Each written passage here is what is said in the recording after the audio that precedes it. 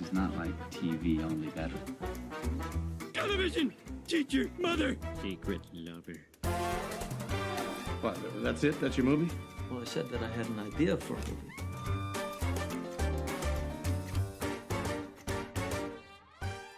Folks, this is Screen Watching. Real talk. Okay, first of all, just so you know, it's a podcast. We talk about movies, we talk about TV shows.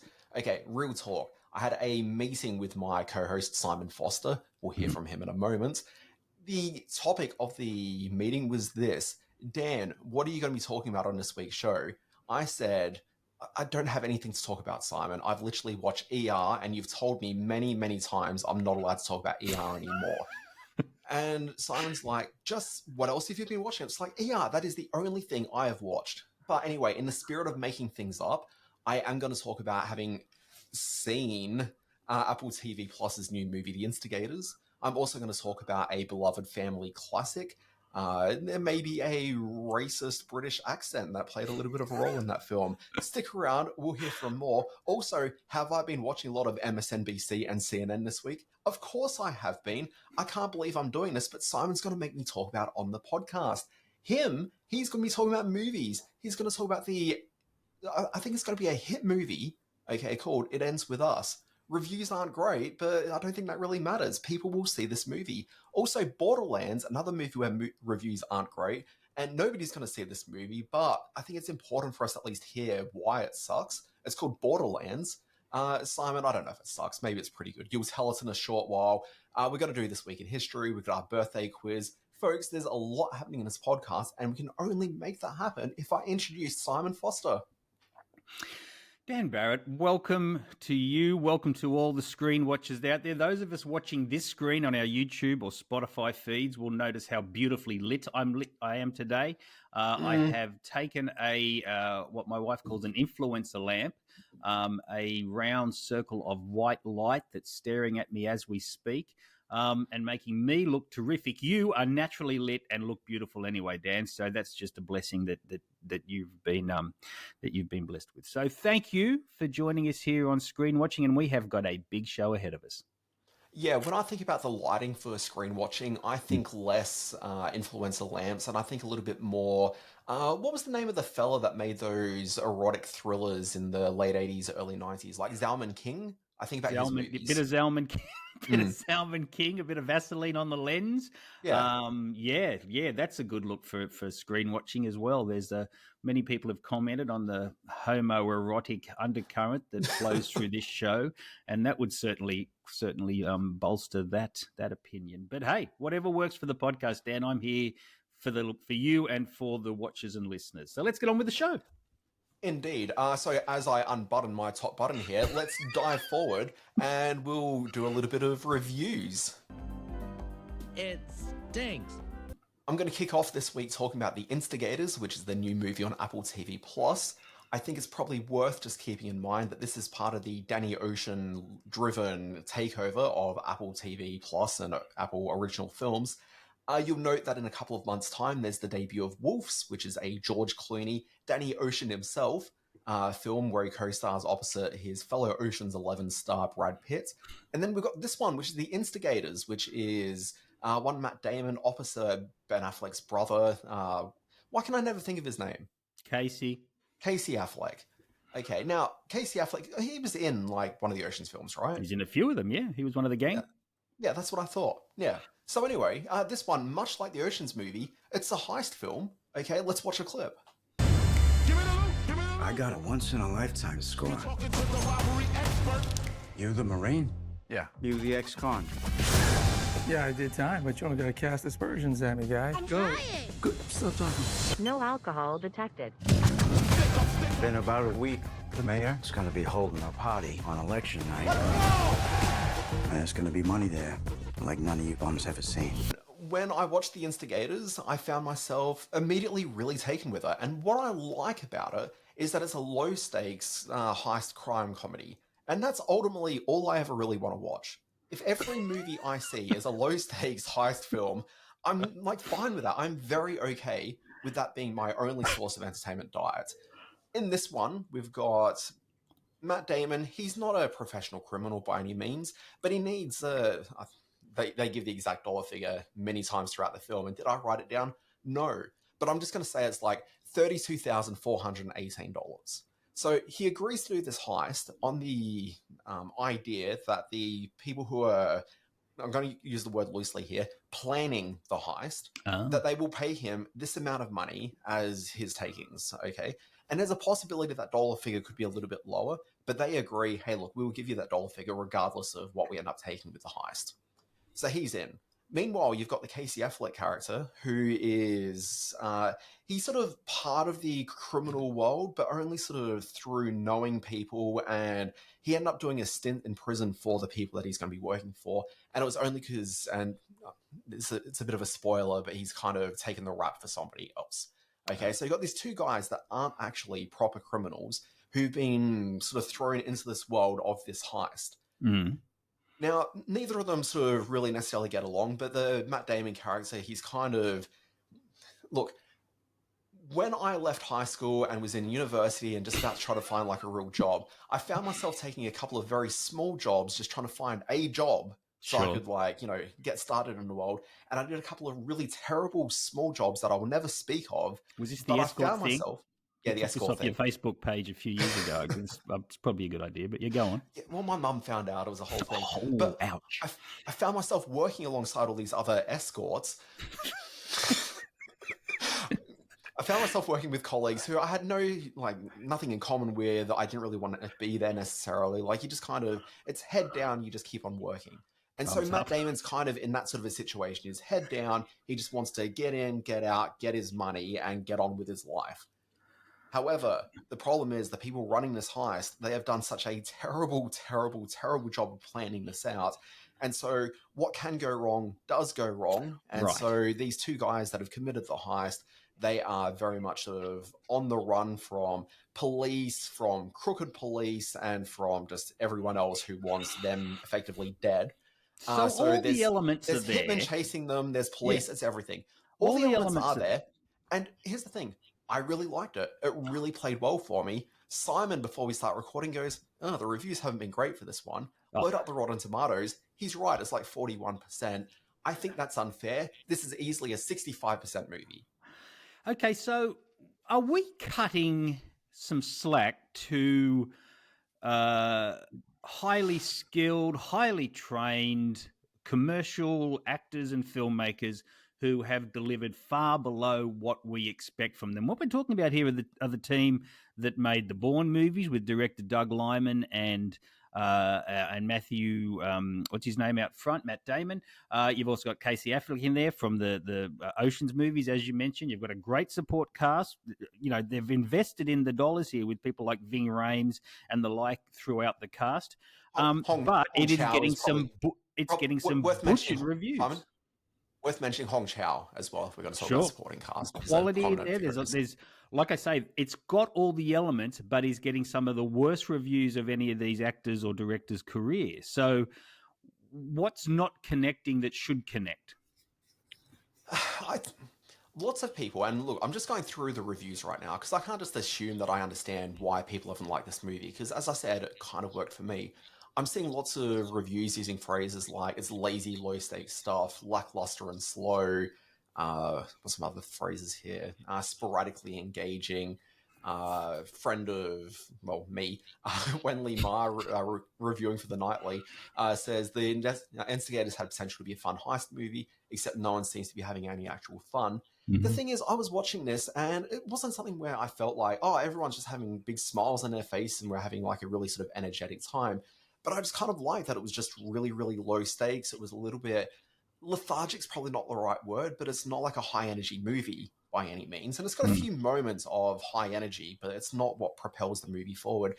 For me, I like this vibe, and clearly it's a vibe that at least, doing some rough math here, 58% of other critics didn't sort of jive on. So look, I mean, obviously it's going to be vibe pending if you dig this film, and I really did. What's going on with Doug Liman's career? Because recently he did Roadhouse, now he's doing The Instigators. These seemed like fairly low-hanging fruit type of projects for a director who was sort of spoken of as kind of a big deal not that long ago.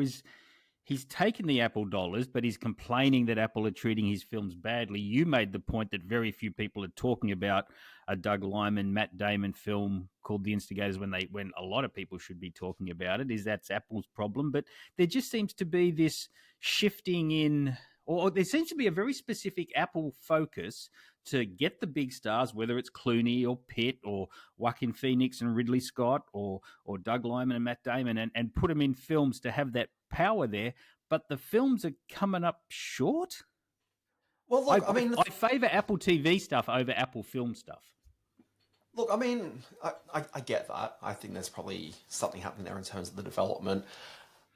What I would probably say, and look, you're coming from this criticizing Doug Liman because you really didn't like that Roadhouse remake. Where I actually found like Doug Liman, though. I've liked a lot of his films today. No, but you're just saying that, he's in a slump. I don't think he's in a slump because I like this film and I also liked Roadhouse. What I think that we're seeing, and this probably speaks to the broader themes to what you were just sort of trying to allude to there, is we are seeing sort of the death of this mid-budget movie, okay, where mid-budget movies are kind of being made, but it's now more on streamers. But all the enthusiasm is really coming at sort of the high end and the low end of cinema. It's either big blockbuster cinema, which we're seeing in the cinemas, or it's coming from the sort of lower end, fairly sort of cheap but successful movie that you do see hitting cinema screens. So that seems to be where the interest is. The problem is that all these mid-budget movies are being made for streamers, and I think broadly streamers have a real problem of letting people know that these movies exist and actually promoting them. Like, they won't really do much of a spend outside of just putting something up on their platform. And when things are put up on their platform, it just kind of sits there amongst the mix of other things that they've acquired from overseas or just, licensed movies and TV shows around the place. They do a terrible job of really saying, hey, look, this weekend we've got a really big movie with big movie stars in it.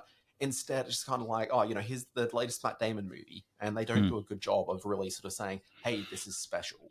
And so I think that's kind of where that issue is sort of stemming from. I'll be checking this out. I'm a Lyman fan. I'm a Matt Damon fan, and certainly Casey Affleck, when he's working within that sort of milieu, as you could say, he can be likable. So I'm keen to see this because it's a genre that I'm a fan of. I'm just sort of worried that the reviews have been so scathing when a lot of reviewers do cut this some slack, which you appear to have. But anyway... I mean, what I'll say, Simon, is this is a middling movie. We talk about the idea of the programmer pretty frequently in this, and it's a programmer. Sure. It's not making anyone's top 10 at the end of the year, but I think it's a reliable throw it on. You won't be bored through. Well, look, apparently some of the other critics were bored by it, which I think is probably just unfair. Look, I honestly don't understand how this is a 42% film, because 41%. I just think there's enough going on for it where it just kind of feels like a good, Saturday night. Not sure what else I'm up for. I don't expect anything amazing from this, but hey, this is actually pretty good kind of a film. Okay. All right. Well, that's an interesting segue into the film I'll be reviewing. It Ends With Us, because there's certainly some parallels there between the old-fashioned type of programmer movie and what this offers us. Let's have a look at a clip from It Ends With Us. What's your name? Lily. You? Ryle.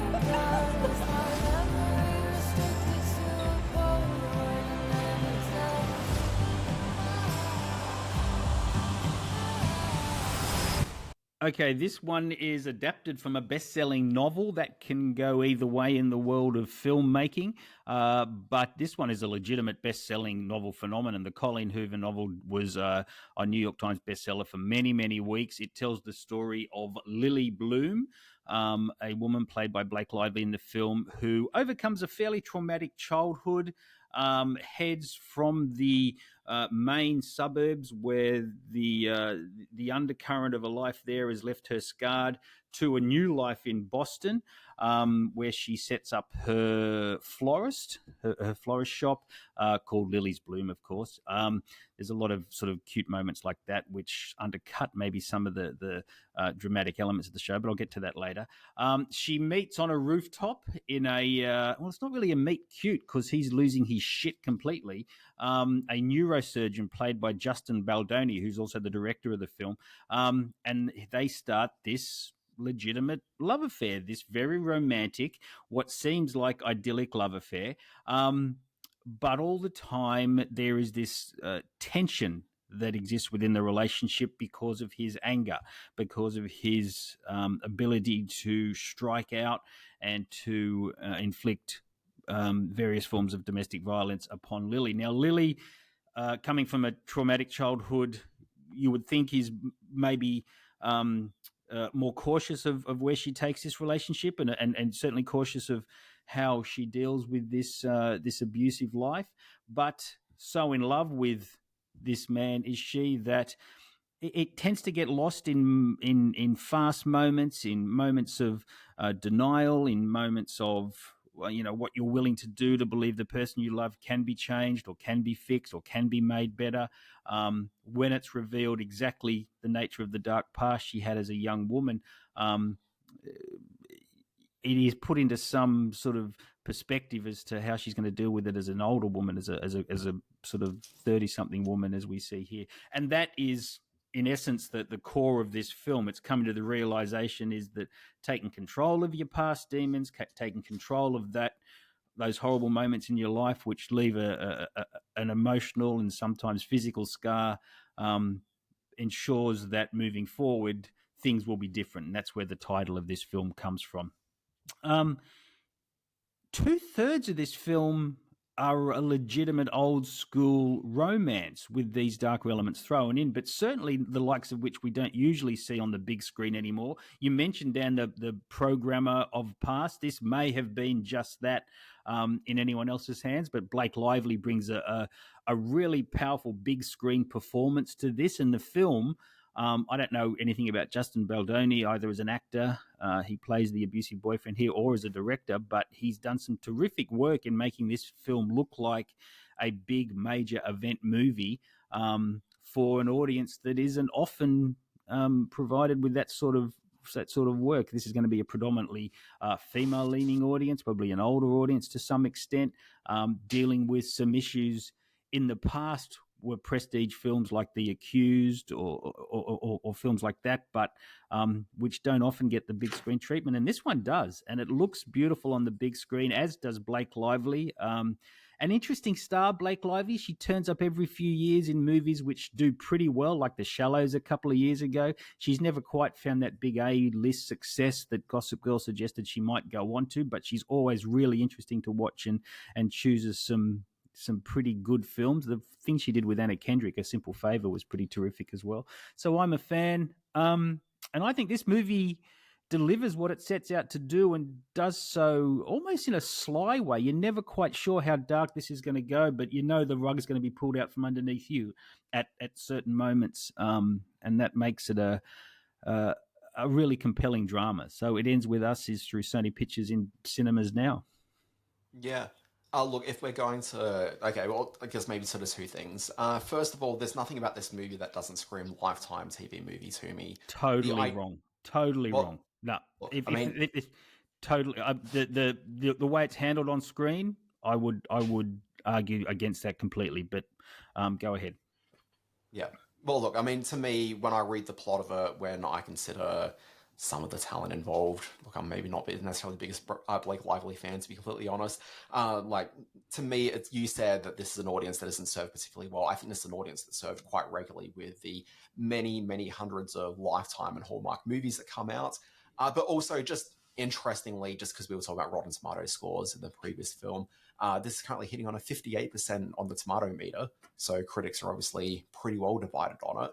Okay, but what I think's always important looking at when you come at Rotten Tomatoes is how does that compare against the audience score? And currently that's sitting at 93%.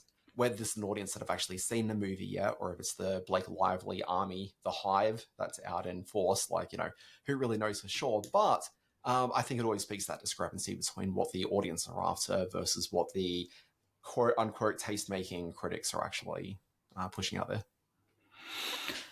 Yeah, that sort of comment goes down the path of the predominantly white male critics that dominate Rotten Tomatoes, and they may not be the audience who would respond to some of the issues in this film, but that's a debate that's worth having.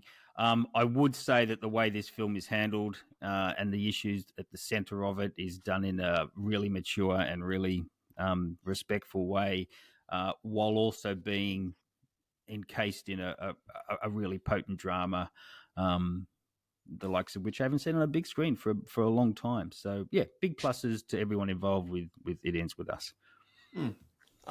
Sure. Anyway, Simon, can I just throw a spanner in the works here? Oh, spanner away, my friend. Yeah. Look, this brings us back to the conversation we were just having in regards to that little movie I was talking about called The Instigators. Mm-hmm. There's a report that's literally just hit my screen right now. Oh. So apparently, what's that guy's name? Jeff Snyder, who's like a former Hollywood reporter, writer, who now just runs his own indie publication. I think it might be a YouTube channel or something. I'm not quite sure. He's the guy that ran The Insider, and that was, or in Snyder, I guess. Anyway, he's saying that a source of his, and his hit rate is, not too bad. One of his sources say that Apple is done with wide theatrical movie releases for all of its movies. Instead, what they're doing going forward is a 1 week limited strategy, okay, which begins with this film, because The Instigator, well, actually, the big news this week was that Wolves, which is the George Clooney, Brad Pitt movie, that was originally going to be a wide release, and then they pulled it back to 1 week. Okay, and everyone's like, I guess they don't have a huge amount of faith in this movie, even though they've kind of greenlit a sequel for it. So, that's kind of interesting. But it's like, well, what are they doing here? But if this report's accurate, it kind of seems that Apple's going to be very much following the Netflix route, where they're not necessarily investing too heavily in a cinematic release for it. Yep. They'll do a very small scale release. Okay. And part of the thing that they're looking at here is there was a not especially well reviewed, and I suspect quite terrible, Mark Wahlberg film called The Family Plan. They dropped that one straight onto the Apple TV Plus platform, and it became the most watched film they've had on Apple TV Plus. Sure. So it makes sense to me, because their main business is a streaming platform, much like Netflix. Yes, they can do a cinema release, but why go wide with that when really what they want is people watching it on platform? Okay, so if they're following this, and they haven't had a huge amount of success with their mainstream cinema releases either. Yeah. So this kind of makes sense to me if they're looking at the metrics they've got here, which is some of our films may not be great, but they're doing quite well on our platform, and that's the main game. Why wouldn't they try to focus their energies there? To which I would imagine the exhibition space saying, well, screw you. Just, we don't want your week. We don't want your film. We don't want to do all that publicity for you. Run your posters in our foyers, all that sort of stuff. If we only get it for a week, just take your film and piss off. Yeah, but I mean, look at what's happened with their previous releases over the last, year. You got things like Fly Me to the Moon. You've got Napoleon. You got Argyle. These are films that weren't playing in cinemas anyway. So, it kind of just doesn't, why do they care? Interesting. I'm more interested probably in the angle that they're taking up a lot of big star power on these movies that aren't then going to make. I mean, it's interesting that Brad Pitt and George Clooney would take the sort of dollars Apple are throwing at them and not be overly concerned with what's happening to their film in the theatrical marketplace. In they're being looked after with Apple dollars, not cuts of box office. So are they really doing the kind of work that they should be doing? Are they really sort of pushing themselves as actors and filmmakers to keep making better movies when they can really just take the Apple dollars and not really care whether anyone watches it at all? That seems to be the feeling. Yeah, but doesn't this come down to that broader question that, Hollywood's been grappling with for the last 5 to 8 years now, which is, why do I necessarily want to star in the next Marvel movie if I want to star in something that actually speaks to what I want? These films are actually being provided by the streamers. You really think the Instigators and Wolves are speaking to what? Oh, you mean as a viewer or as a star, as the star system? I'm saying that the big Hollywood studios aren't investing in the mid-budget movies anymore. If Brad Pitt, George Clooney, and the like, they want to get the sort of payday that they're looking for and still be able to make the sort of movies that they want to make, then surely the only place they can go is streaming. Otherwise, if George Clooney wants to command that same paycheck that he's expecting for himself, pretty much he's going to be doing the Harrison Ford route and appearing as the villain in the next, what even is it, Captain America movie? Yeah. This is kind of where it is. If you want to get a decent payday, you're not, and be even have the budget for this movie that you want to be in, it's the streamers that are providing it. You're not going to get it from a studio anymore. Yeah, all very true. All very true. Well said, Dan Barrett. All right, what are we rolling on into? I think we're rolling into what else have you been watching? Oh, this will be good. Okay, well, what else are you watching? Simon, do you want to kick us off with this one? Yeah, let's kick off with this one. We're talking about that mid-range movie. We're talking about that movie that stars do for a few bucks, and I think that's where Borderlands falls. Certainly, it's where it falls for Cate Blanchett. This is an adaptation of a video game novel. If you want me to comment on how it compares to the video game, tune out now because I've never played the video game, don't know anything about it. I'm only coming at this from a film point of view. It's directed by Eli Roth, who has a checkered history. I give him a lot of time because I was a big fan, going back 20 years now, to Cabin Fever, which was the film that introduced Eli Roth to everybody. He's had middling success, varying degrees of success, I guess you could say, over the years, both as an actor and a director. In Borderlands, he's directing only. He's directing an ensemble cast that includes the like of Jamie Lee Curtis, Kevin Hart, the young real girl from Barbie, Ariana Greenblatt, I think it's pronounced, and various other sort of character actor types who turn up in this sort of stuff for a paycheck. If you want to compare it to anything in movie terms, it's probably a little bit Tank Girl. It's probably a little bit Suicide Squad.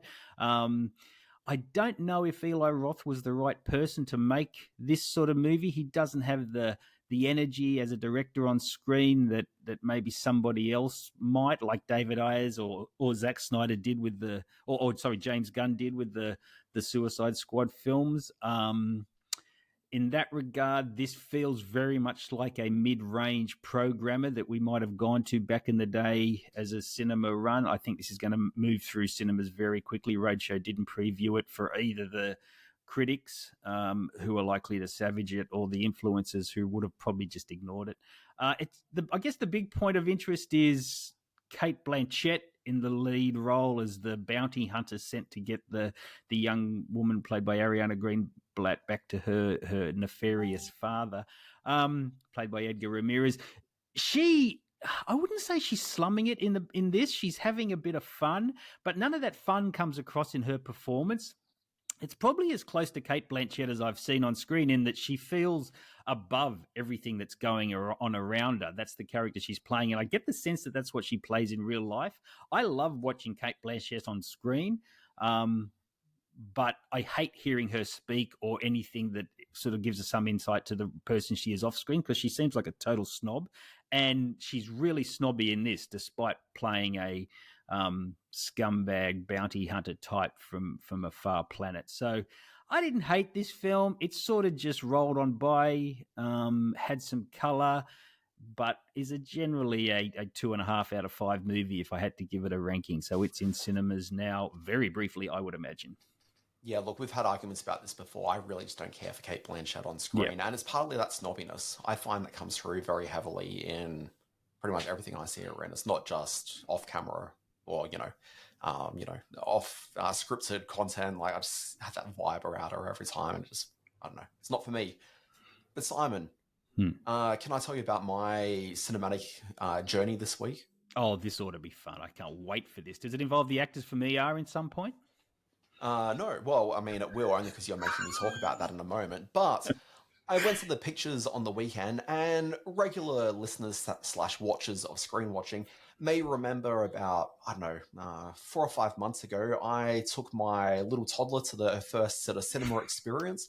We went and saw Peppa Pig's cinema party. A highlight of the podcast. Of the 186 episodes we've done, that was one of them. Yeah, look, it was definitely one of the moments. It was definitely an episode. But look, I took her to this thing, and that was just like a compilation of Peppa Pig cartoons that were strung together for a 55-minute cinema outing. And for that, she managed to make it through 54 minutes before she said, I want to go home, and then the movie ended. Yeah. Calling it a movie, generous. Okay, so look, there's suddenly a place for little programmers like that, because they work well for little people, like my then 2.5-year-old kid. But there was an opportunity to take her to the cinema to see a proper movie. Okay, and I knew she wasn't going to make it to the end, but I was kind of curious to know how far she would make it. We went and saw Mary Poppins. Now, Simon, I've not seen Mary Poppins since I was, I'm going to say maybe like around 10 years old. Okay, so my recall on it, not particularly that strong. No. When was the last time you watched it? I'm assuming that when you had kids. Like, oh my God. Look, Mary Poppins, I mean, that was never really my thing. There was a whole sort of, Yeah, look, I would say it's been, I don't even know if I showed my kids Mary Poppins. It was probably before that. I would say it was way, way back when. It's one of those movies I know of and I know I have seen, but I have far more interest in it as a sort of looking at it in retrospect and a lot of the things it did wrong, which I think you're going to touch on, than anything with warmth. But I'm here to be swayed by your loving opinion of the film. Look, that's absolutely not going to be the case at all. Like, the reason why I don't have a huge recall of it is because I remember I watched it like quite a bit as a kid. Like, it was on the VHS tapes at like my nana's place, so like it regularly got watched like a bit then. But I don't think that I ever recorded it like for my own viewing or had my parents record it for me. Nor So I was very much at my nana's place, and like she died when I was 8 years old. So maybe it was 8 years old was the last time I saw it. Like, Jeez, keep it light. Just the realities of things. But yeah, like I just don't really have like much familiarity outside of there are a few sort of elements of it that I kind of remembered. And I was more a bed knobs and broomsticks kind of guy. I remember watching that a lot, or a Chitty Chitty Bang Bang. If we're going to go down this path, that they were my two big sort of cultural turning points as a child. Chitty Chitty Bang Bang and Bed Knobs and Broomsticks. And that's exactly the same for me. Like, those are the two films that I remember watching a lot from that Disney staple of films. Bed Knobs and Broomsticks, by the way, I ended up watching, I think, the first sort of hour of At Home on Disney Plus a couple of months ago. Really entertaining, and it's interesting how much of a strident feminist that Angela Lansbury is in that film. Interesting. Yeah, it really surprised me when I saw it. But I don't have a strong connection with Mary Poppins, and the reason why I even ended up at Mary Poppins was because the Ritz Cinema in Sydney, were doing screenings of Mary Poppins, and in about 2 or 3 weeks' time, The Wizard of Oz. And I saw Wizard of Oz on the schedule and thought, oh, well, I'm going to take the kid along to that. I ended up having a chat in like my group chat with my friends, and they were like, because some of them have kids, and they're like, oh, you know what? It might be a little bit scary, but my kids had a great time with Mary Poppins recently. And I thought, Mary Poppins, you say? And with that, I thought, well, maybe I'll take her along to Mary Poppins. And Murphy, sorry, my kid, she ended up making it as far as 57 minutes before she said, I want to go home now. But she still had a pretty good time for what we saw. I think she's going to have a much better time with Wizard of Oz when I take her in a few weeks' time. But as I was watching it through her eyes, I just kind of felt the exact same thing I did when I was a little kid, which was, it's fine. It's all right. Do you know what's weird about the film? It goes for 2 hours and 20 minutes. Oh, good Lord. That's probably why I didn't give it any credence as a pop culture moment for me. I wouldn't have sat still for that long on any kind of movie at that age. But sorry, I'm a little confused. We're talking about the Julie Andrews, Dick Van Dyke version, not the recent Emily, one of the Emilys was in. Yeah, absolutely. Like the original. That's right. I didn't even remember that was the remake. Well, it's not even a remake, I don't think. I think it's, or is it? It was like a sequel. Some kind of variation thereof. Yeah, I'm not entirely sure either. I hated it. How you mentioned at the top of the show that there was some culturally insensitive elements to it that haven't aged too well. Would you like to expand on that for our audience? No, I didn't say it didn't age too well. I just said it was a little bit racist. Just Dick Van Dyke's whole "I'm British" thing. It's such an over the top stereotype, and I'm sure it was called out when what happened back in like 1960, whenever the film came out. And you watch it these days, and it's like, well, this is thoroughly ridiculous. I was also concerned while watching it that my daughter wouldn't understand a thing that he was saying, but also I barely understand a thing that she says most of the time. So it's really muchness. All right, hey, you know what else I've been watching? So last night I had a double movie time to myself. I saw Borderlands, 4 o'clock at Chatswood, then rolled straight into a film called Uranus 2324. Now, oh, good Lord. The reason I went to this was I saw the trailer, and it looked like a kind of a sci-fi thing, and with a title like that, I guess it would be. Now, what we're going to discuss here is a phenomenon that is sweeping through Thailand specifically, but certainly other Asian territory, called Freenbecky. Now, have you heard of Freenbecky? No. Freenbecky, I guess it should say, is the name of, or the collective name of, two young actresses. Freen is played by Sarocha Chankima, and Becky is played by Rebecca Patricia Armstrong. Now, they came to fame as the girl love couple, they're known as the G-love couple, Sam and Mon, in a Thai romantic comedy, Gap the Series, which is an adaptation of the Gap Yuri Pink Theory books by Chal Planoy. And I say all this because they've become this huge international pop cultural moment. There's a Freenbecky USA. They've got this huge following. Judging by the audience at the screening last night, half of them are kind of dirty old men who were going to see this movie for the sort of 20-something lesbian elements in it, which is a shame because the movie itself only has that for a very tiny moment, but is also about a much bigger love that spans multiverses and spans time. The science fiction elements of it. Sorry, Simon, can I interrupt? How brief a time period is this? How brief a time period? How do you mean? Yeah, like how little screen time's given to the to the lovemaking. Well, it's maybe 45 to 60 seconds, but it's quite intense. Like it's clear that these two have a very passionate physical relationship with each other. But the movie itself is about the intensity of the love they share and how it travels across multiverses, travels across different universes. The space element is just one part of it. Becky is also a deep sea diver, like a free diving champion, who at different points when she passes away on a dive, when she has a terrible accident, meets up with Lynn, played by Freen in sort of like a multiverse type setting. I wasn't quite sure what was going on for a lot of the time, but then when it was explained to me by one of the cast members who does this big exposition dump, I kind of got it and I kind of dug it. It's a very sweet story done for the Thai film industry on a fairly big budget. And as it rolls out across the world, just by hashtag Freenbecky, our social channels, we're going to get a lot of response to this. So it's not like any other film I'd ever seen. And I'm kind of glad that I saw it, and I'm kind of glad there is a GL movement, a girl love movement that's going on around the world that shows that love in any forms is terrific as long as it's loved passionately and with integrity and honesty. So it's called Uranus 2324, which seems like a very strange title for a film that isn't really about deep space travel, but it is called that and is in cinemas now. Yeah, look, the film sounds okay, but I've done the math on it, and it's 0.7% of lesbian physical intimacy in the film, so I don't know. Not maybe your thing. If it's like 2%, but yeah, 0.7%, maybe not quite. Yeah, just I have to crunch the numbers. Keep using your phone for all your independent cinema needs. Lesbian cinema needs, exactly. Let's move on. What else have you been watching, Dan? I mean, the thing is, after you access, what's the name of the film? Sorry, I just completely ruined my joke just then, which is Room in Rome on SBS On Demand. Like, really, what else is there to say in the genre?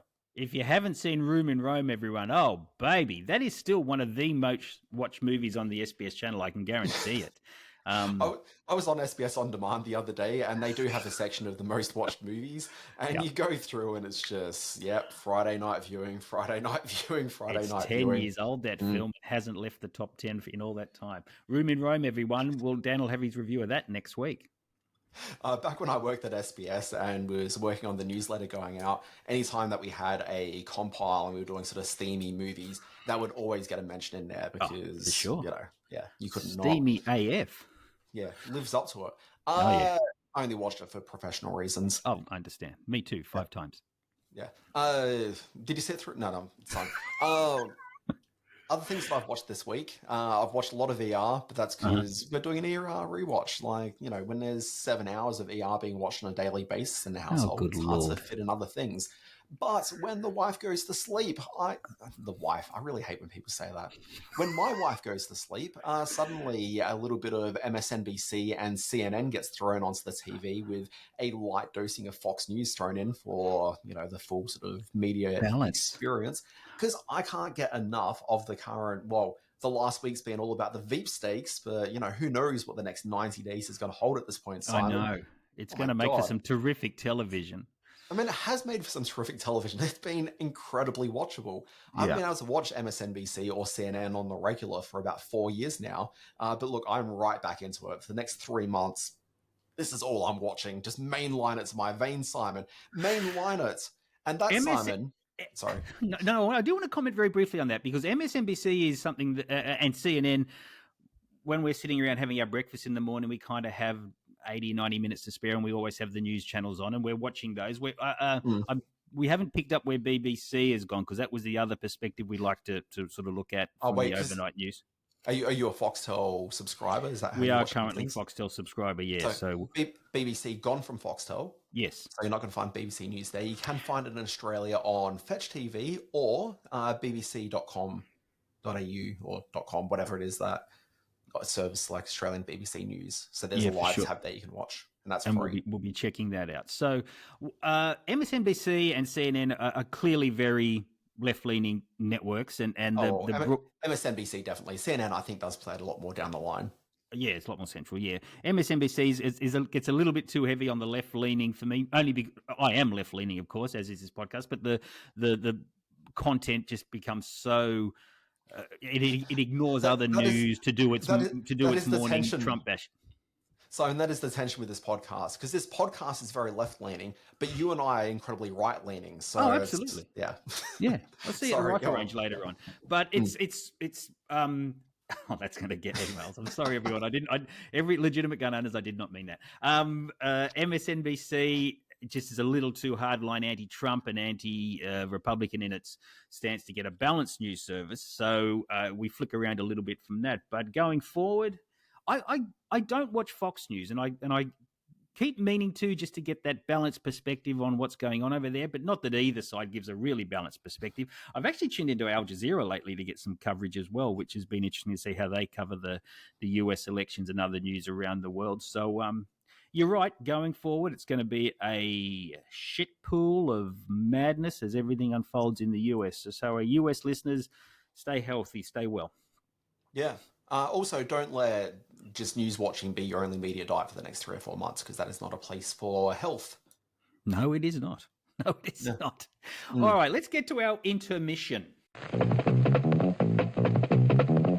Good evening, ladies and gentlemen. It's intermission time.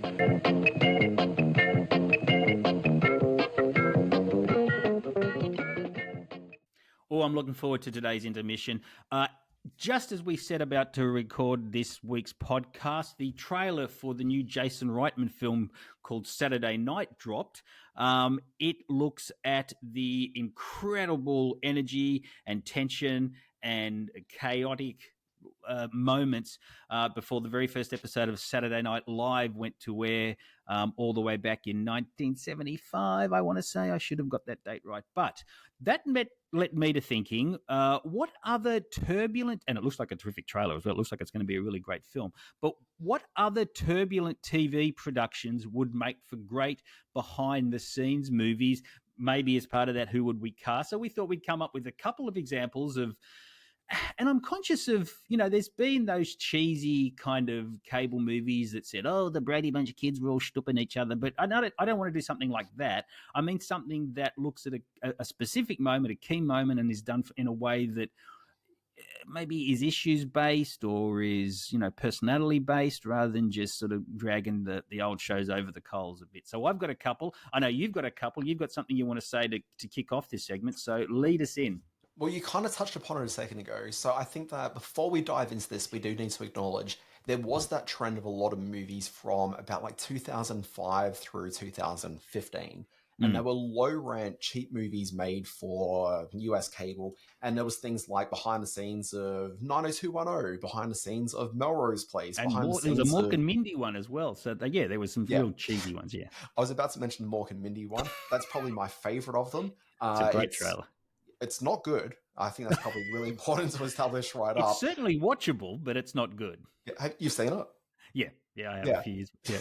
No, it is so watchable. I could not take my eyes off this thing. But yeah, it's not good. The 90210 and the Melrose Place ones, which have some of the same cast because they're both Aaron Spelling productions, and so the people playing Darren Star and his Offsiders go from 90210 over to the Melrose Place film. So it's kind of fun seeing that continuity between them. But yeah, like of those two, the 90210's the only good one of the two.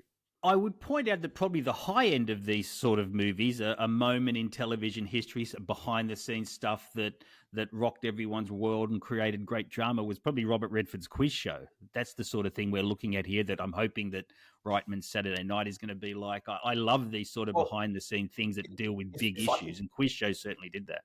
Yeah, so like Quiz Show, which looks at the Quiz Show scandal from the 1950s. Look, I mean, that one, look, it's certainly reflective of stuff that really happened.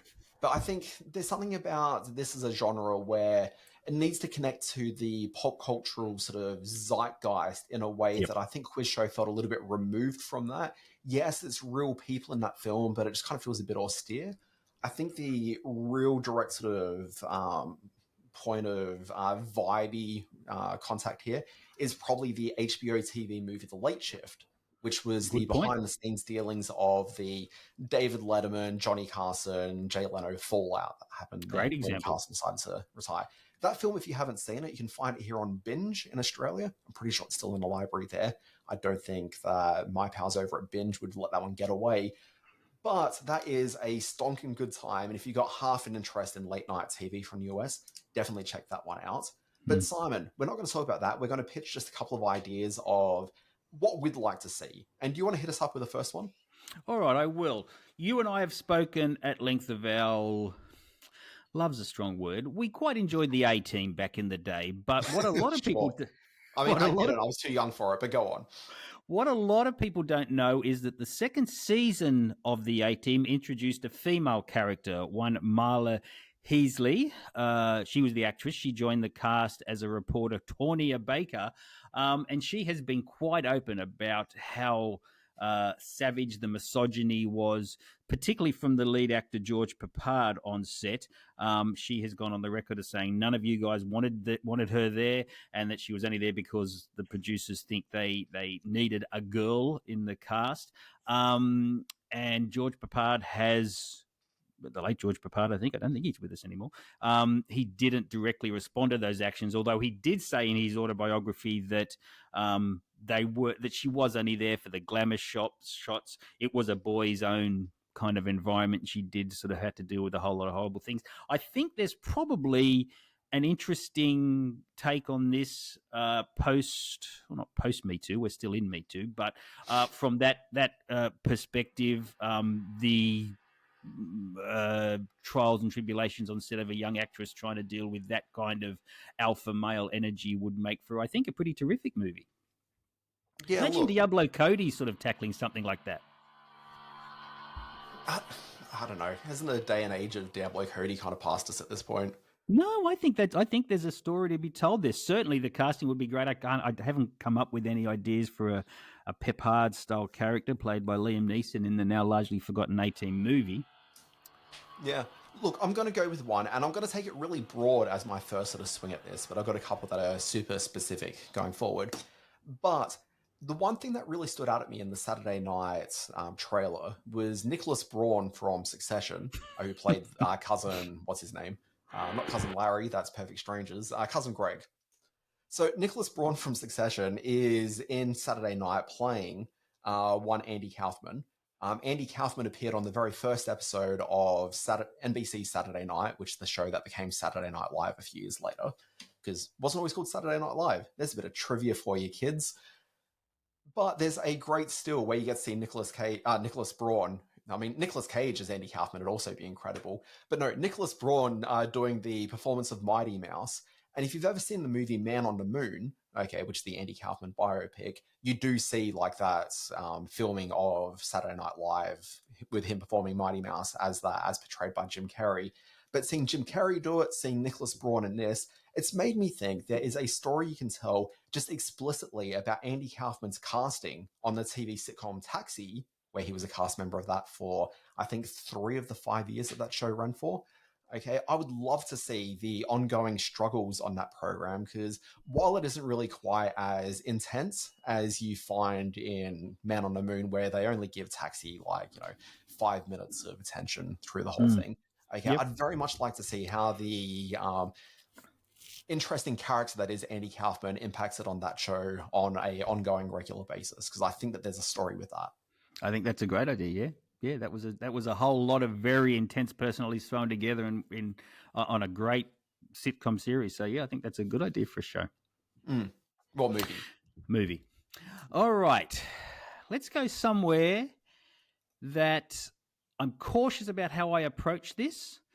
Let's call it the spacey implosion. The what happened at the end of the 5th season of House of Cards, the Netflix series, which launched the Kevin Spacey character of Frank Underwood.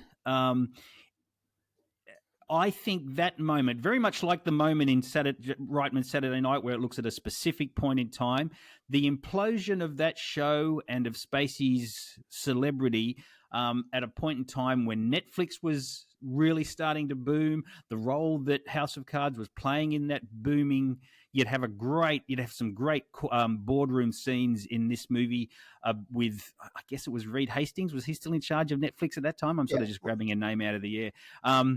The fights they'd be having back and forth between, do we need Spacey? How do we deal with what's Spacey doing? You wouldn't even have to sort of show Kevin Spacey or have that character. You would, because we all know what's gone on there and exactly what's happened to his life and his career since. But to sort of look at the really intense maneuverings to try to save that show and the role it played in Netflix's expansion at that point in time, I think would make a great sort of Aaron Sorkin type show, or a great sort of, could you imagine someone like Sidney Lumet post-network, or in that network kind of era, make a show like that? I think that's a really big moment that would take place on screen over just a few weeks. So yeah, House of Cards, the Spacey implosion.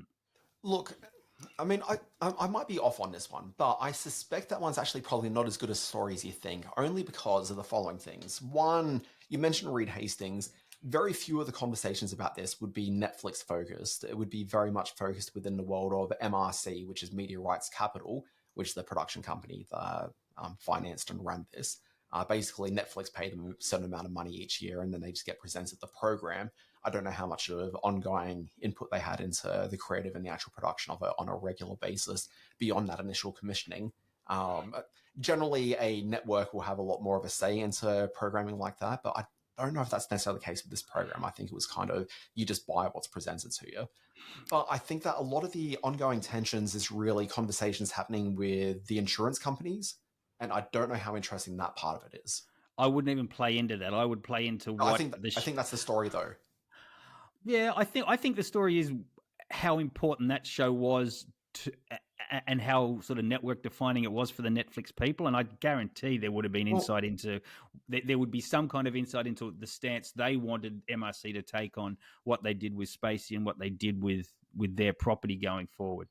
Sorry, I don't just want to shit on your idea, because I think there's some merit to it possibly, but also the argument I'd probably make again is also that House of Cards, by the time it was reaching those final years of the show, I don't think it was culturally anywhere near as interesting as it was in the early couple of years. I think that the Netflix horse had bolted. That doesn't make any difference from this point in time. That does. It's not about where it stood in terms of whether the people liked it or not. I don't think Netflix necessarily would have cared if that show hadn't necessarily come back. I think Netflix would have said, it's a bit of a shame, but I think they just had bigger shows at that point. It was really important to them launching Netflix and getting original content up and running. But by the time the Spacey implosion happened, they already had big hits on their, on the schedule. So Orange is the New Black is probably the thing that they probably would have cared about a bit more at that point.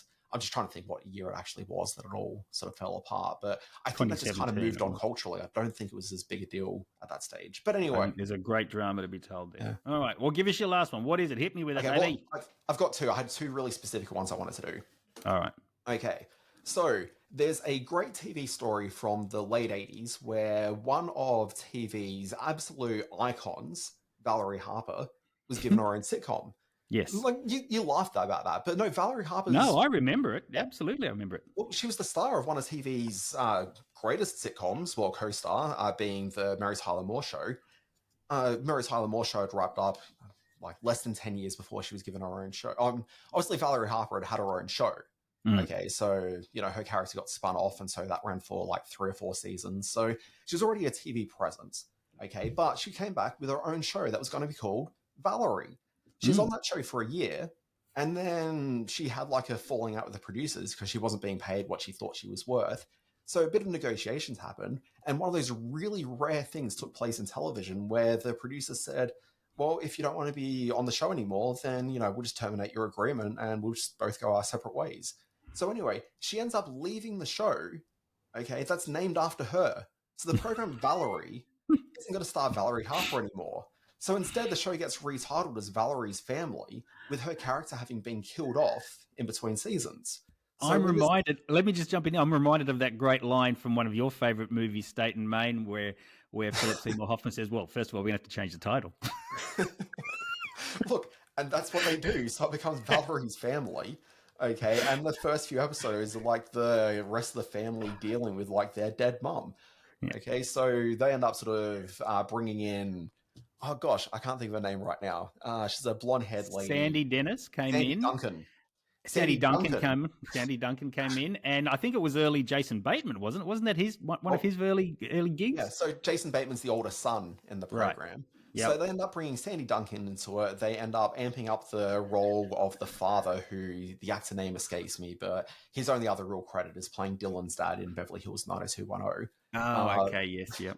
You got Mrs. Poole, who lived next door, but played by the great Edie McClurg. She was already a fairly big presence in it, but I think they sort of amped her up slightly more. But anyway, so that happens for like another season. And then they're like, this isn't working. Let's get rid of Valerie entirely. So the show gets retitled a third time and becomes the Hogan Family. Okay, but I think there's such a great story about that contract negotiation and then what happens in a fallout of that with all these actors having to deal with, just this entire show which is built around one person and then suddenly they get the keys to the castle.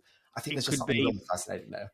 It could be a very sort of compelling drama about the intricacies of the Hollywood negotiation process, plus, a really black comedy about the absurdity of it all, which I think it's a good pitch. Yeah, I think there's something there. And the other one is a much darker idea.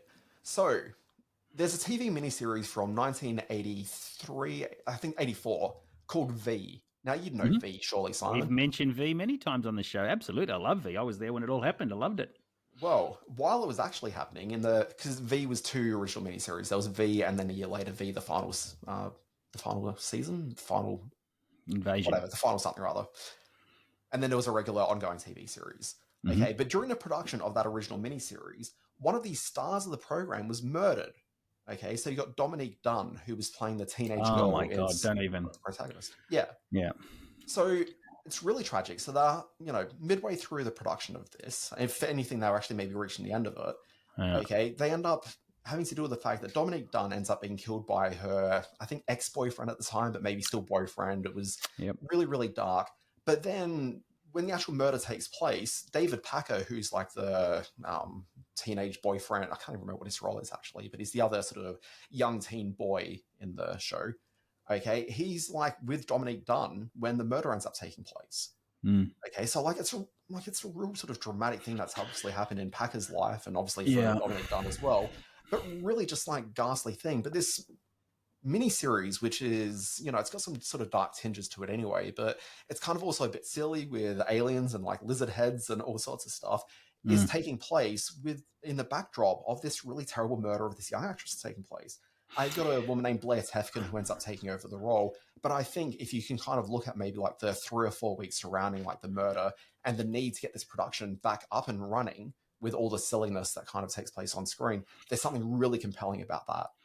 Can't believe you brought it up. I'm currently reading The Friday Afternoon Club, which is Griffin Dunn's book about his family. His father is Dominique Dunn, the acclaimed author. His younger sister was Dominique Dunn, who was on the verge of some pretty big things. She'd played the older sister in the Poltergeist film. She had done a multi-character arc on the famed TV series to much acclaim. She was really establishing herself in Hollywood. Griffin was already an actor. And then she was murdered on her doorstep, strangled by her abusive boyfriend. So, boy, that's a dark place to go. I don't know how you could spin it in a way that would balance the silliness of V and her role in that with going off screen, but hey, it's been done before. But yeah, Dominique Dunne's a bit of an obsession of mine. She was an incredible young actress and influential to a certain demographic, i.e. mine. And to hear her mention on the podcast sort of fills me with a little bit of sadness because it's such a sad story. But good pitch. We'll see how it goes. Good intermission. Yeah, look, there's absolutely a story there. And gosh, I'd like to see that on the screen. Obviously, it would not be a comedy. I think is probably the number one thing to really keep in mind with that one. Yeah, not a comedy. All right, let's move on. We've got House of Games ahead of us. Okay, Simon, we like to end this little podcast here with a bit of goofy fun. We do a House of Games. We start with This Week in History.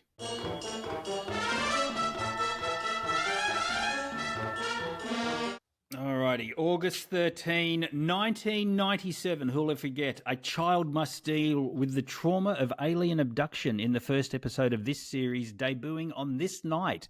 What was that series? I'm not sure. I know you're going to say it. I'll be like, of course that's what it is. 97, it's obviously a few years after the X-Files, but I feel like this is we actually see the abduction in that first episode, and it's part of the... I'm not sure. What have we got? I love how seriously you're taking this. It was South Park, you knucklehead. It was the... What happens in that first episode? I'm trying to remember it. Season 1, Episode 1. Cartman gets an anal probe. Yeah, okay. Cartman's dream about being abducted by aliens turns out to have actually happened, and when the aliens take Kyle's brother, all of them must find a way to bring the aliens back and confront them. Oh, that was so funny. I took that so seriously and you fell for it. That was awesome. August 15, 2019. Disney Studios breaks a Hollywood record by having 5 films earn $1 billion in the same calendar year. This is a 5-part question. Can you name those 5 films? Okay, so it'll be the second Avengers movie, which is what? Avengers. Is that Endgame? Because if it's Endgame, then you got that one. Okay. Well, but isn't the other Avengers movie also in the same year, or was that the year before? I don't know. Is that one of the year answers? Before. No, that's not. Okay. I'll give you Endgame. Captain Marvel? Good, yes. That's another one. 2, The Lion King? What? How did you know that? Yeah, The Lion King. What else would it be? There's no more Marvel in this one, is there? No. There's a traditional Disney character and one of the Pixar leftovers. Yeah, sorry, I can do those 3. I can't do the other 2. What else have we got? Aladdin. Yeah. Oh, was that early? Okay. That was that early. Of course, because next year's COVID, so yeah. Yep. And Toy Story 4. All topped the $1 billion mark. Yeah, I wouldn't have guessed Toy Story 4. I forget that film existed just because I didn't see it. Aladdin, which I also didn't see, but I just thought it was a bit later than that Avengers year. But yeah, that'll make sense. August 16, 2006, which Spike Lee joint had its world premiere at the New Orleans Arena on this day? New Orleans I would have is thought that significant. 2006. Yeah, so 2006, to me, that is Inside Man, but maybe that was later, and that doesn't make sense for New Orleans. Yeah, I'm not sure. What's the film? All right, he made a 2-part made for television documentary series called When the Levees Broke, a Requiem in 4 acts. This was an examination of the US government's response to Hurricane Katrina, and as a way of acknowledging it with the people of New Orleans, he had the premiere at the very stadium where so much of that horrendous days took place, the New Orleans Arena. So there you go. Look, absolutely harrowing documentary. It's just incredible viewing. It really is. Terrific show. This is the part time where you say, have you ever seen it? Have you ever seen it, Dan Barrett? No, I didn't even know this film existed. I have seen it, and it is a harrowing and terrific documentary. Hey, you know what we should do to wrap the show up is the birthday quiz. No, not happy birthday. No, not that. Please, no, not happy birthday. All right, let's do this quick. I think you'll get this. August 13, 1982, Sebastian Stan, handsome guy. August 14, 1966, the beautiful Halle Berry. August 16, 1958, the beautiful Angela Bassett. And August 17, 1991, Austin Butler. Wow, this is all very attractive people. That's not what binds them, but it's right there in the images, which I haven't done yet, but I will. What could they possibly have in common? Does this tie in some way to $2 billion earners from 2019? No, not a bit. No. See, I mean, 3 of them I can like peg as Marvel people, but I just don't know about Austin Butler. Mm. Well, he's really only famous for one thing so far, and it's not Masters of the Air. Well, Elvis. I mean, do they all wear sort of large, elaborate costumes? Is that basically where we're going with this one? Well, Angela Bassett, probably her most famous role was as... I don't know, what is her most famous role? Like, I can't think of one that I would necessarily say is like her quintessential role. Well, then you'd have forgotten about Tina Turner in What's Love Got to Do with It. Is that like her quintessential role though? Like, she was certainly in that, obviously, but quintessential. Okay, Quintessential. I mean, to me, when I think Angela Bassett, I think maybe more. What's that movie? Waiting to Exhale. What's the movie where she ends up having sex with Taye Diggs? When Stella Got a Groove Back. Oh my God! Really, you went there? Well, that's sure. That's the film I think about with Angela Bassett. So you know, yeah, I'm going to say is the answer to this question they all got their groove back by having sex with Taye Diggs? Maybe, but that's not the answer I'm looking for. Okay.